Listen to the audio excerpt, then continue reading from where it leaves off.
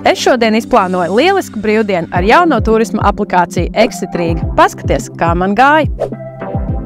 No rīta piecēlos un devos ceļā uz galamērķiem, kurus jau iepriekš biju saglabājusi savā izlasē.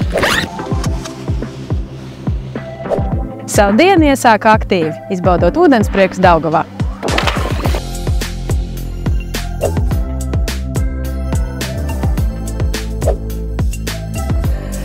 Tepat blakus Daugavas krastā aplikācijā atradu muzeju. Iesim paskatīties!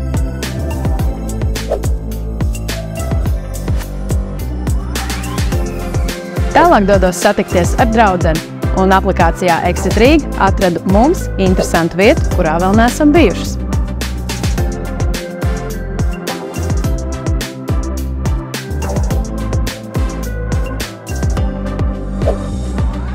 Pēc tik aktīvas dienas rodas izsalkums, bet tā nav problēma, jo Exit Rīga aplikācijā varu atrast arī kafejnīcas.